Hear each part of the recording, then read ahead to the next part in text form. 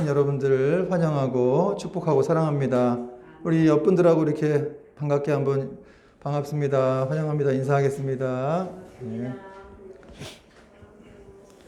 어떤 교회는 이렇게 이 설교 직전에 어떤 이렇게 좀 같이 이름을 불러가는 찬양을 하면서 이렇게 막 한 사람씩 이름을 다 불러가면서 이렇게 축복하는 그런 시간이 있더라고요. 우리도 해볼까 싶기도 한데 어떤 분들은 또 그런 것도 부담스러운 분도 계셔서 어쨌든 여러분 정말 이 성도라고 하는 존재들은 얼마나 귀한 분들인지요.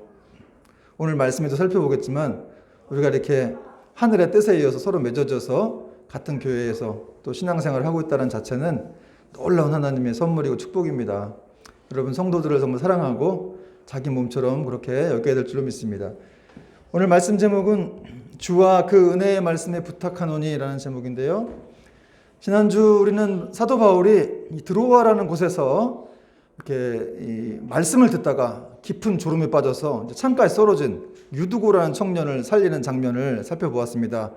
바울이 떨어지자마자 밑으로 내려가가지고 그 청년을 이제 위에서 이렇게 덮어서 그를 끌어 안았죠. 그리고 이제 기도를 했습니다. 그랬더니 정말 이렇게 주님의 생명이 유두고에게 전해져서 유두고가 정말 죽었었는데 다시 부활하게 되는 그런 놀라운 역사가 있었습니다. 그래서 그 유두고 청년의 다시 살아남의 소식으로 인해서 이 드로아의 많은 청년과 이런 형제 자매들이 큰 위로를 받았고 또 그 유두고의 이 살아남은 그 시 전체에 큰 기쁨을 주었다라고 성경은 말씀했죠. 여러분 사람이 죽었다가 다시 살아났으니 얼마나 기쁘겠습니까? 특히 그렇게 유두고라는 청년은 또 노예였는데 그렇게 삶의 애환이 많은 사람들은 참 삶 자체가 힘들고 어려운데 주님께서 이렇게 함께 하시고 있구나, 주님께서 우리를 돌보시고 있구나라는 것들을 알게 되면 얼마나 기쁘겠어요. 그래서 그 기쁨이 훨씬 더 컸던 거예요. 그리고 이제 이 바울은 자기와 함께한 동역자들 일행들을 이제 드로아에서 아소라는 곳으로 보냈어요.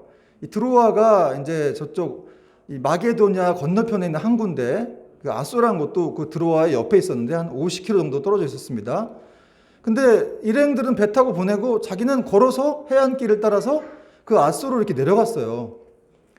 여러분 바울이 유두고 고치느라고 뭐 말씀을 밤새도록 전하느라고 잠도 못 자고 피곤했을 텐데 왜 사람들은 보내고 자기는 혼자 걸어갔는지 뭐 그 이유를 아는 사람은 없지만 어쨌든 학자들은 그가 혼자 걸어가면서 하나님과 만나는 시간을 이렇게 가졌을 것이다. 이제 앞으로의 사역과 또 성령님의 인도를 구하면서 혼자 이렇게 걸어갔다는 것이죠. 여러분 예수님께서도 사역 후에 이렇게 산으로 가시고 해서 혼자 기도하시고 그러신 적이 많았죠. 여러분 우리가 이렇게 홀로 있는 시간이 중요하다는 거예요. 방해받지 않는 조용한 시간을 우리가 가져야 됩니다. 그때 주님과 교제를 하는 것이죠. 여러분 하루에 얼마나, 일주일에 얼마나 주님과 교제를 하고 있습니까? 얼마나 조용한 시간을 갖고 계세요? 세상이 너무 시끄럽잖아요. 그렇죠? 너무 분주하고 시끄러운데 뭐 그래서라도 이렇게 조용한 시간을 가지라고 하는 사람도 있지만 어쨌든 우리는 크리스찬들이기 때문에 그렇게 또 방해받지 않는 하나님과 교제할 수 있는 시간을 가져야 그것이 세상을 이길 수 있는 우리의 힘이 된다는 거예요. 여러분 믿으시기 바랍니다. 여러분 크리스찬에게 기도는 너무너무 중요한 것이죠. 그리고 이 기도는 선물이잖아요. 불신자가 기도하겠습니까?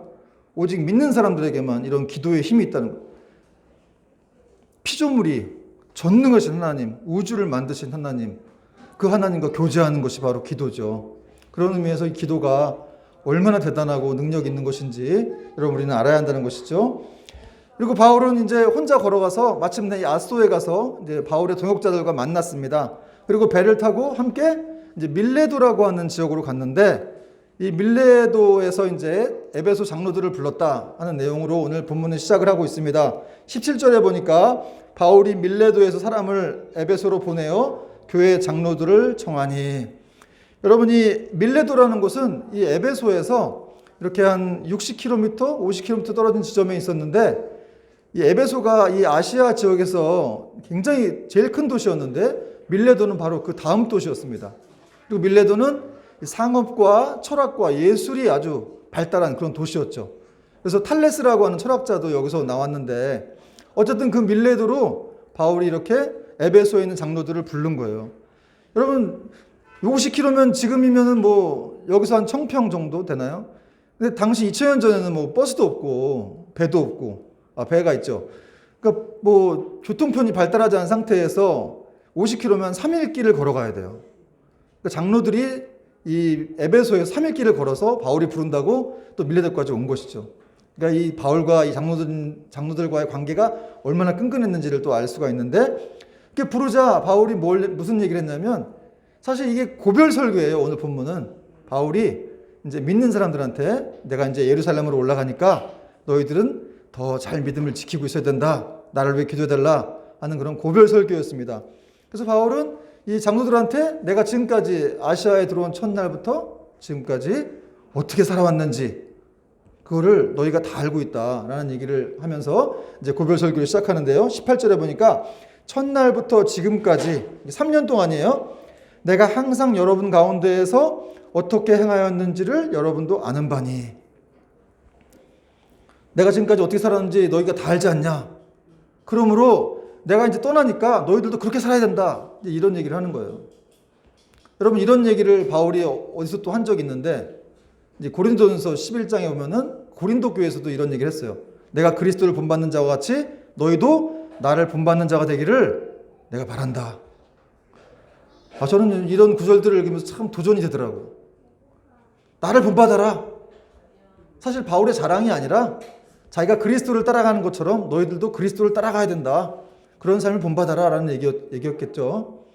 어쨌든 여러분 이렇게 여러분 누군가에게 가서 내가 여태까지 어떻게 살았는지 알아?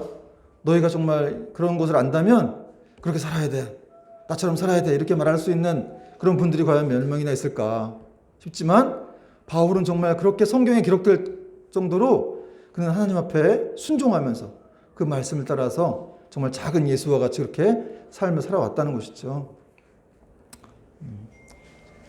그리고 이제 바울은 이렇게 그동안 그러면 3년 동안 어떻게 보여줬는지 그 구체적인 행동들을 설명하고 있는데 그 내용이 이제 19절과 20절입니다. 우리 같이 한번 읽어보겠습니다. 19절과 20절 시작. 곧 모든 겸손과 눈물이며 유대인의 관계로 말미암아 당한 시험을 참고 주를 섬긴 것과 유익한 것은 무엇이든지 공중 앞에서나 각 집에서나 꺼리낌이 없이 여러분에게 전하여 가르쳤다. 바울이 아시아에 들어온 첫날부터 지금까지 3년 동안 이렇게 4가지 행동을 했다고 말씀하고 있어요. 겸손과 눈물과 또 인내와 또 이렇게 유익한 것은 무엇이든지 다 가르쳤다. 이 4가지 행동을 다 했는데 너희가 이걸 다 보지 않았냐 이렇게 말했다는 거죠. 이 말을 원문대로 이제 원문대로 옮겨보자면은 유대인들의 온갖 모함으로 인한 시련에도 불구하고 바울이 모든 겸손과 눈물과 인내로 주님을 섬겼다 이런 것입니다. 여러분 잘 보세요. 당한 시험을 참고 주를 섬긴 것과 이렇게 여러분 사도 바울이 내가 교회를 섬겼다 사람을 섬겼다라고 말하지 않고 주님을 섬겼다라고 말하고 있습니다. 여러분 바울은 예수님의 종이었고 또 예수님은 그의 주인이었기 때문에 사도 바울은 겸손하게 주님을 섬긴 것이죠. 여러분 그러므로 우리가 진정으로 섬겨야 될 분은 교회가 아니고 또 사람도 아니고 예수님이라는 사실입니다. 여러분 많은 사람들이 이렇게 나는 교회를 섬깁니다. 누군가를 섬깁니다. 이렇게 얘기를 하는데 사실 교회를 섬긴다고 말을 하면서 또 그 교회 때문에 시험 들리는 그 교회에서 시험 받아가지고 그냥 신앙을 떠나기도 하고 그런 분들이 또 많이 종종 있죠. 그래서 여러분 사실은 뭐 사람도 섬겨야 되고 하는데 정말 중요한 것은 신앙이란 주님을 섬기는 것이죠. 주님을 섬기기 때문에 그 섬김으로 사람도 섬기게 되는 거예요. 여러분이 이 교회에서 우리가 이렇게 봉사활동도 하고 같이 신앙생활을 하고 있지만 여러분 이 교회에 오신 이유가 있다는 거죠. 주님을 섬기기 위해서. 예수님을 섬기기 위해서. 결국 예수님 때문에 우리가 모든 걸 하는 거 아니겠습니까? 그렇죠? 누구 때문에 온 것도 아니고 사실은 내가 주님을 섬기기 위해서 이곳에 온 곳이라는 거예요. 그리고 뿐만 아니라 사도 바울은 겸손과 또 눈물로서 주님을 섬겼다 이렇게 말씀하고 있죠. 눈물이 있었다는 것은 바울이 성도들을 향해서 아주 지극정성으로 이렇게 마음이 진실하고 또 아주 사랑이 지극했다는 것을 이제 말씀하고 있습니다.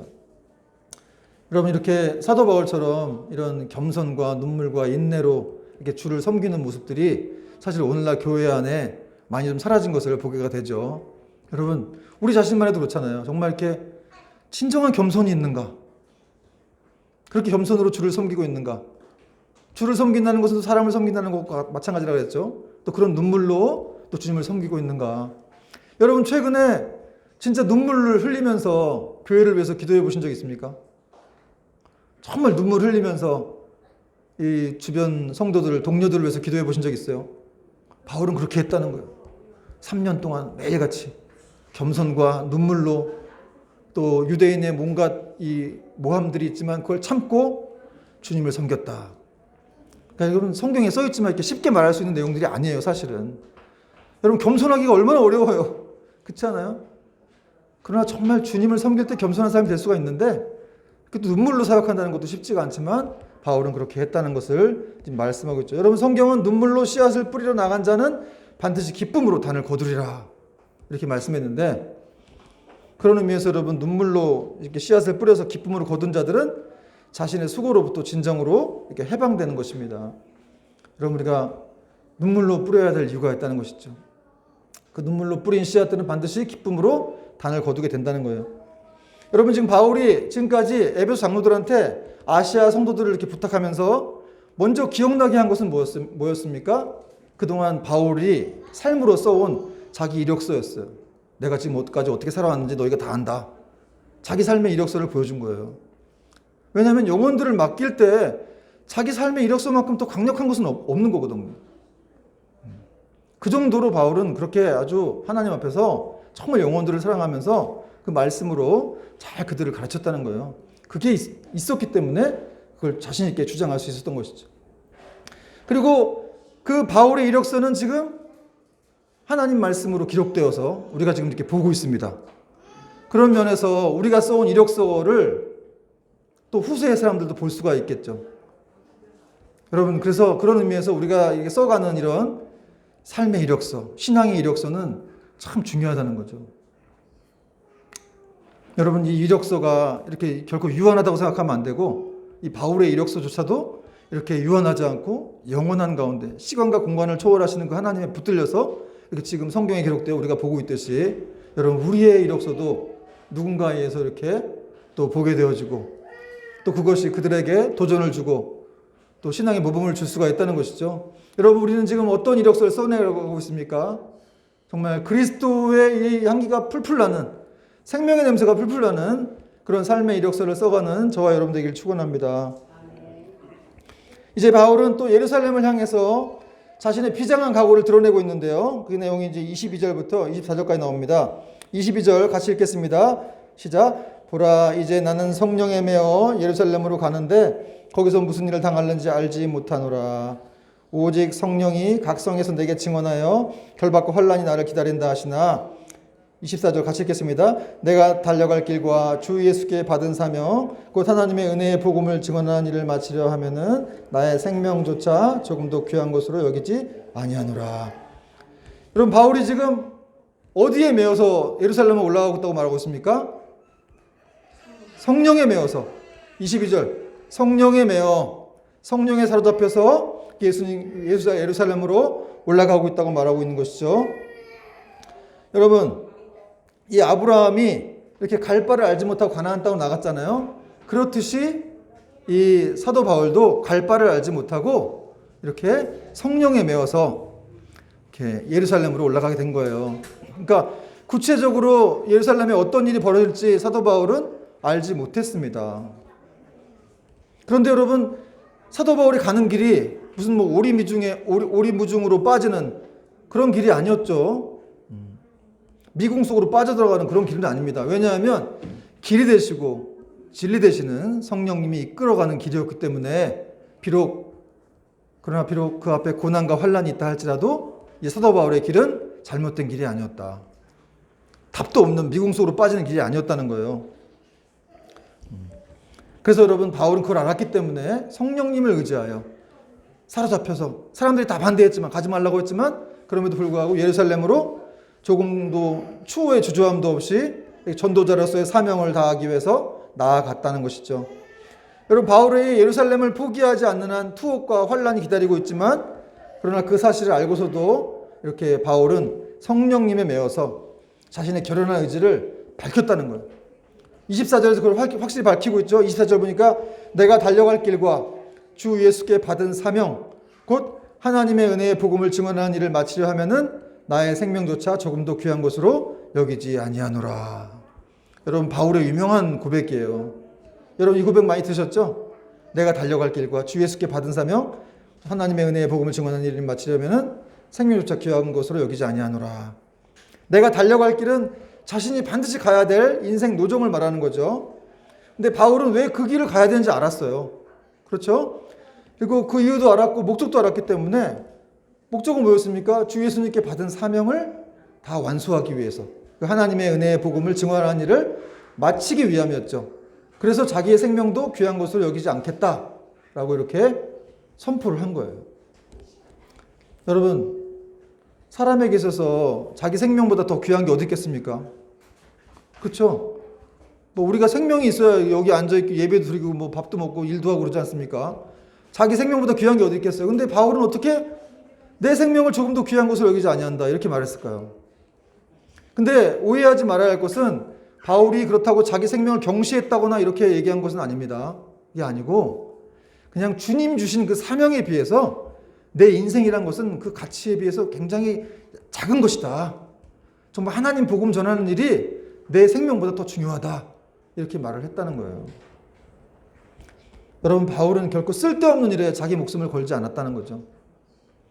오직 예수님이 부여하신 사명을 위해서 자신의 목숨을 걸었습니다. 여러분, 이것은 우리가 이 땅을 살아가면서 어디에 목숨을 걸어야 될지를 좀 보여주는 거예요. 여러분, 우리는 어디에 목숨을 걸고 있습니까? 어떤 사람들은 돈에 목숨을 걸고 있어요. 또 어떤 여인을 또 이렇게 뭐 얻기 위해서 목숨을 건다는 사람도 들어봤습니다.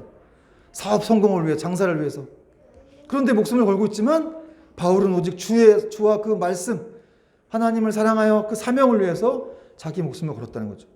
제가 몇 년 전에 이 CBS 방송에 주최한 이 한일수교 50주년 기념으로 이 나가사키 일본의 기독교 순교지를 방문한 적이 있었는데, 그때 함께 갔다 왔는데 3.1교회에 있을 때 일입니다. 그때 이제 목사들 몇 명하고 이제 송태웅 목사님과 같이 갔다 왔는데, 거기 가서 이제 진짜 어렵게 갔는데 큰 도전과 충격을 받고 왔었어요.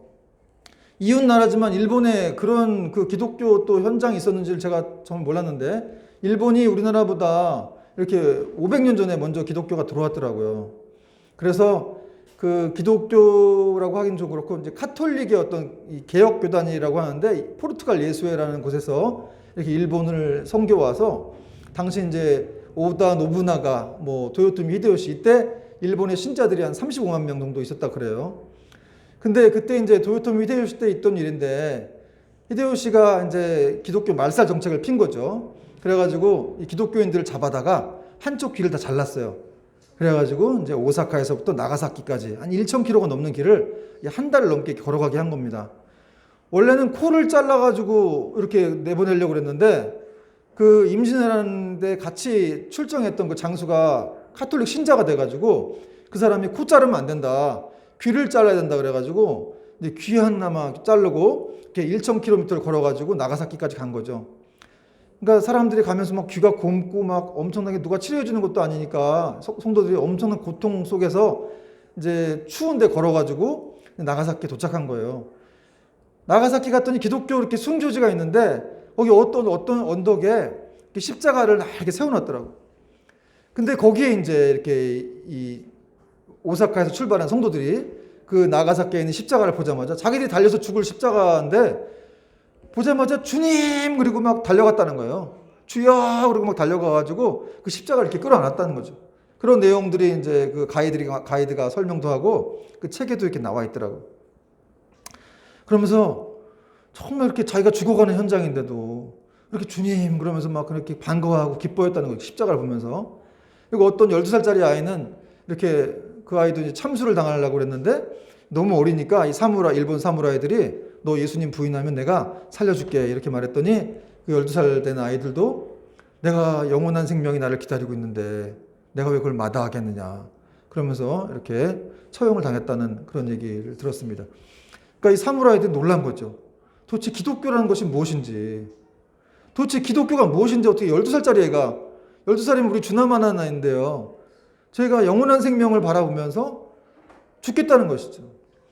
여러분, 그리고 또 이제 나가사키 시마바라라는 곳에는 이제 운젠 지옥 온천이라는 곳이 있는데 거기도 성도들이 많이 끌려가가지고 땅 속에서 막 끓는 물이 막 솟아 올라와요. 그래서 이제 지옥처럼 이게 막 끓는 물이 솟아 올라온다 그래서 지옥 온천이라는 말이 붙었는데 거기 운젠 지옥 온천도 제가 가봤는데 거기서도 많은 성도들이 거기서 순교를 했습니다. 거기서도 이렇게 막 한쪽 귀를 자르는 사람을 막 머리부터 막 그 뜨거운 물에 담가가지고 천천히 막 익게 했다는 거죠. 그러니까 한 번에 그냥 죽인 것도 아니고 아주 고통스럽게 그렇게 죽게 했다는 거죠. 그리고 이제 배교시키려고 예수님 거부해라. 그러니까 그렇게 두려운 가운데 몇 명 정도는 이렇게 거부도 했다 그래요. 배교도 하고. 그렇지만 대부분의 신자들은 죽음을 다 이렇게 자기가 죽는 거에 대해서 두려워하지 않고 기쁘게 죽어갔다는 것이죠. 저는 그런 얘기를 들으면 그 현장을 들으면서 어떻게 그렇게 살아갈 수가 있는 거지? 사실 목사로서 충격을 받았습니다. 나 같았으면 저 자리에서 저렇게 할 수 있었을까 하는 생각이 막 들더라고요. 여러분, 제가 내린 결론은 그거였습니다. 이 사람들이 왜 이렇게까지 12살짜리가 자기 목숨을 버리면서까지 그 뜨거운 막 그 온천에 들어가서 고통스럽게 죽어가면서까지 예수님을 부인하지 않고 있었는가? 그것은 바로 그들이 영원한 생명을 바라보았다는 거예요. 이 땅을 바라본 것이 아니라 영원한 생명을 바라보았기 때문에 그런 일들이 가능했다는 거예요. 여러분, 사도 바울 또한 그가 내 생명을 조금 더 귀한 것으로 여기지 아니한다라고 말한 것은 그가 하나님을 사랑했고 또 그 하나님 나라를 소망했다는 것이죠. 영원한 나라를 소망했습니다. 그러했기 때문에 그가 그 고통스럽게 예루살렘에 올라가면 환난과 투옥이 기다리고 있지만 그럼에도 불구하고 그는 조금도 추호의 주저함도 없이 예루살렘으로 올라갔다는 것이죠. 여러분, 우리가 이 땅을 살아가면서 사실은 이렇게 순교할 일이 많진 않죠. 지금 2000년 전도 아니고 500년 전도 아니지만 그러나 위대한 성도들, 위대한 우리 신앙의 믿음의 선배들은 그렇게 살았다는 거예요. 여러분, 지금 힘든 분들이 있습니까? 운젠 지옥 온천에 끌려가서 한번 그렇게 한번 해보시면 진짜 지금 상황이 훨씬 더 행복하다는 걸 알게 될 거예요. 우리가 지금 예수 믿는다고 어디 끌려가서 순결당합니까? 그런 일은 없잖아요. 그럼에도 불구하고 우리 삶에 대해서 늘 불평과 불만이 많고 하나님에 대해서 불평이 많습니다. 만약에 그 당시에 우리가 태어났다 그러면 글쎄요, 이런 불평이 나왔을지 어떨지 모르겠는데 어쨌든 정말 어떻게 보면 지금 태어난 것이 정말 행복하다고 느끼면서도 잘못하면 이것이 또 불행할 수도 있겠다. 정말 500년 전에 그들은 그렇게 순교를 당하면서까지 하나님을 더 깊이 만났고 소망했고 그랬기 때문에 누가 더 좋은지 모르겠다. 그런 생각이 들었습니다. 여러분, 오늘 사도 바울의 이 고백을 들으면서 우리도 정말 진짜 우리가 결단을 내려야 할 때는 어떤 고난이 있다 할지라도 우리가 주를 위해서 나가야 된다고 한다면 이렇게 생명도 버릴 수 있는 저와 여러분 되기를 축원합니다. 또 바울은 이렇게 마지막이라고 생각했기 때문에 이 장로들한테 또 경고와 당부를 많이 했는데요. 또 25절과 28절에 보니까 이렇게 돼 있어요. 25절에 보라, 내가 여러분 중에 왕래하며 하나님의 나라를 전파하였으나 이제는 여러분이 다 내 얼굴을 다시 보지 못할 줄 아노라. 이제 마지막이라는 걸 알았다는 거죠. 26절, 그러므로 오늘 여러분에게 증언하거니와 모든 사람의 피에 대하여 내가 깨끗하니. 27절, 내가 꺼리지 않고 하나님의 뜻을 다 여러분에게 전하였다. 아주 충성스럽게 사역했다는 걸 말하고 있습니다. 부끄러워하지 않고 복음을 모든 사람에게 다 전했다는 거예요. 그러면서 28절에 이렇게 말씀하고 있는데 여러분은 자기를 위하여 또는 양떼를 위하여 삼가라. 성령이 그들 가운데 여러분을 감독자로 삼고 하나님이 자기 피로 사신 교회를 보살피게 하셨느니라. 아멘. 여러분, 이렇게 바울은 장로들한테 자기를 위하여 또 양떼를 위하여 삼가라. 삼가라는 말은 주의하라는 거예요. 주의하라. 양떼들을 위해서 주의하고 또 너 자신을 위해서 주의하라. 여러분, 양떼들을 위해서 주의하는 건 알겠는데 자신을 주의하라는 건 무슨 말입니까? 자신을 제대로 다스리지 못하면 다른 사람들을 다스릴 수가 없다는 거예요. 너 자신을 굉장히 항상 너 자신을 잘 지켜라. 이런 얘기를 하는 겁니다. 여러분, 우리 자신을 잘 지키는 게 중요합니다. 여러분 그게 신앙이라는 거예요. 그래야 다른 사람들을 잘 돌볼 수가 있고 또 다른 사람들에게 나와 같이 이렇게 살아라 이렇게 말할 수가 있는 것이죠. 정말 자기 스스로를 잘 다스리지 못해가지고 문제가 일어나는 경우가 얼마나 많습니까? 그런 목회자도 많고 그런 사람도 많습니다. 또 바울은 성령님께서 이 장로들을 감독자로 돌보는 자로 너희들을 세우셨다 이렇게 말씀하고 있습니다. 그래서 어떻게 말씀했냐면 하나님이 자기 피로 사신 교회를 너희들을 통해서 세우셨다. 저는 이 자기 피로 사신 교회를 딱 이렇게 듣는 순간 보는 순간 참 가슴이 울컥하더라고요. 아, 교회는 하나님이 자기 피로 사신 교회구나. 여러분 자기 피로 사신 교회가 무슨 말이에요? 하나님께서 자기 아들을 십자가에 못 박혀 죽게 하셔가지고 그 흘린 피를 통해 얻은 교회를 자기 소유로 삼으셨다는 거예요. 여러분 그러므로 이 교회라고 하는 것은 성도들이죠. 성도들은 예수님의 피 흘림으로 구속을 받은 존귀한 존재들입니다. 그래서 우리는 성도들을 존귀하게 여겨야 되고 여러분 스스로도 여러분에 대해서 존귀하게 여겨야 돼요. 왜냐하면 하나님이 자기 아들의 피로 우리를 샀기 때문에 그렇습니다. 얼마나 귀한 일입니까? 그 고귀하신 분이 그 피를 철철 흘려가지고 우리를 자기 소유 삼아주셨다는 거예요. 우리를 자기 소유로 아주 특별하게 삼아주셨다 이런 말입니다. 그러므로 여러분 그 교회를 감독하기 위해 성령님이 감독자들을 세운 거죠. 그러니까 성령님은 이렇게 직분자들을 세우는 그런 최고 경영자라고 할 수가 있습니다. 성령님이 선교사를 보내기도 하고 어떤 선교지를 정하게 하시기도 하고 어떤 사람이 언 동네에 살게 하시기도 하고 또 이사 오게 하시기도 하고 어느 교회를 가게 하시기도 하고 누군가를 만나게 하시기도 하고 하는 모든 일. 그러므로 교회의 모든 일은 이 성령님의 인도와 지도 없이는 안 되는 거예요. 여러분의 삶도 마찬가지죠. 여러분 이 성령님, 그 성령님께서 예수님의 피로 사신 교회를 우리를 매우 특별하게 생각하시고 또 세상 끝날까지 돌보실 줄 믿으시길 축원합니다. 또 바울은 사나운 이리들을 조심하라고 말하고 있는데 29절 보니까 내가 떠난 후에 사나운 이리가 여러분에게 들어와서 그 양떼를 아끼지 아니하며 바울이 에베소 교회를 떠나면 누가 들어온다는 거예요? 이단들이 들어온다는 거예요. 거짓된 교사들이 들어온다는 것이죠. 그래서 조심하라는 거예요. 그리고 바울이 뭐라고 또 얘기하냐면 30절에 보니까 또한 여러분 중에서도 제 아들을 끌어 자기를 따르게 하려고 어그러진 말을 하는 사람들이 일어날 줄을 내가 아노라. 너희 장로들 중에서도 이렇게 제 아들한테 이상한 이런 잘못된 말을 해서 그들을 너희들의 제자로 만드는 그런 경우도 있을 수 있다. 너희들 조심해라. 이런 말을 하고 있는 겁니다. 그러면서 그런 것을 다 이렇게 이기기 위해서는 내가 그동안 눈물로 또 겸손하게 또 말씀을 가르친 것들을 반드시 기억하라. 이렇게 31절에 말씀하고 있다는 것이죠. 그러므로 여러분이 일깨어란 말은 각성하여 사도 바울이 여러분을 각성시켜서 3년 동안이나 밤낮 쉬지 않고 눈물로 각 사람을 훈계하던 것들을 너희가 반드시 기억해야 한다는 거죠. 그 말씀을 기억해야 된다. 여러분 이단들에게 또 거짓된 교리를 이길 수 있는 방법은 하나님 말씀을 기억하는 것입니다. 말씀을 기억해야 된다는 것이죠. 오늘날도 이 교회 안에는 다양한 종류의 이단들이 있죠.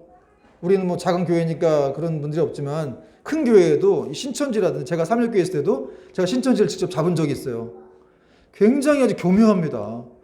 신천지가 들어와서 새신자로 막 들어와가지고 활동을 해요. 사람들을 다 챙겨줘요. 들어오자마자 생일 다 챙겨주고 직분자들 생일 다 챙겨주고 그래서 이상해가지고 한번 알아봤더니 신천지였더라고요. 누가 잘해주는 사람 있으면 여러분 속지 마시기 바랍니다.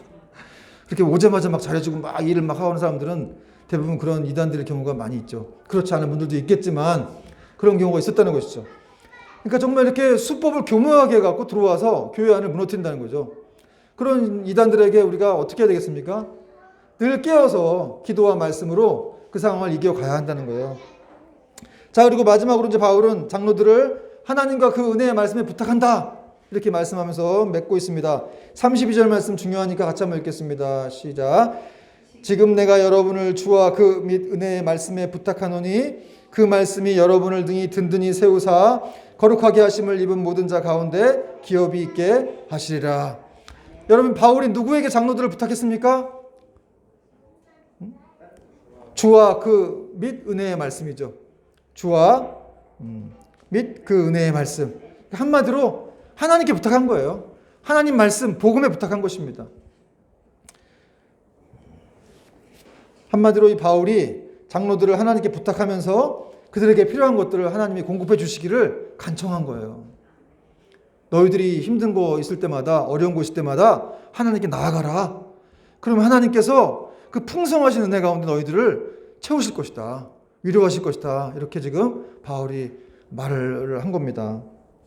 그러므로 여러분, 우리는 누구랑 헤어진다 할지라도, 또 어떤 절망적인 상황에 처했다 할지라도 항상 하나님께서 우리 곁에 계시다. 우리가 그분을 모시고 있다는 사실을 우리는 기억해야 합니다. 결국 사도 바울이 장로들을 하나님께 맡긴 거예요. 하나님을 의지하라 이거예요. 너희들을 가장 돌볼 수 있는 분, 너희들의 인생을 붙드시고 또 이 악한 이단으로부터 이기게 할 수 있는 분은 그분의 말씀, 하나님밖에 없다는 사실을 바울이 지금 이렇게 강력하게 증거를 하고 있는 것이죠. 이렇게 하나님의 말씀에 온전히 자신을 부탁하는 사람, 의탁하는 사람들은 그 말씀으로 세움을 입게 될 것이고, 또 다른 사람들을 또 말씀으로 권면할 수가 있게 돼서 그들과 함께 영원한 하나님의 기업을 상속받게 되는 것입니다. 말씀의 결론을 맺겠는데요, 여러분. 이 바울이 에베소 장로들에게 이 아시아의 성도들을 부탁하면서 기억나게 해준 것은 바로 그동안 아시아에서 자신의 삶으로써 온 삶의 이력서였다는 것이죠.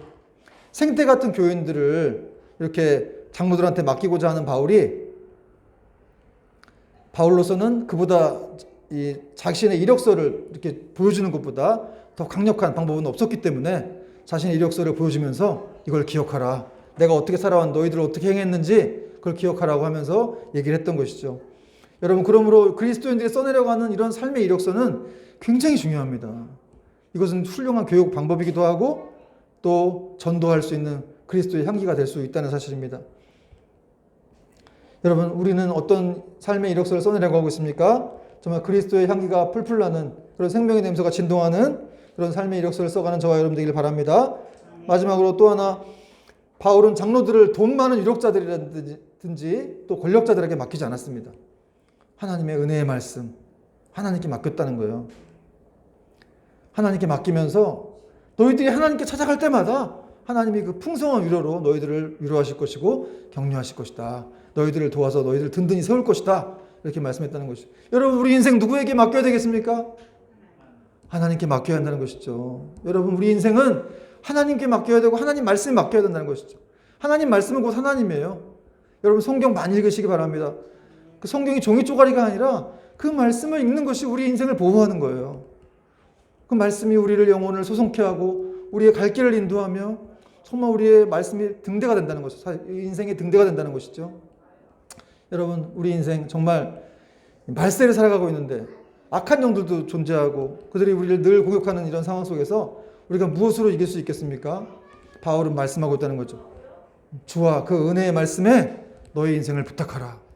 여러분, 그런 삶을 살아가는 저와 여러분 되기를 축원합니다. 찬양하겠습니다.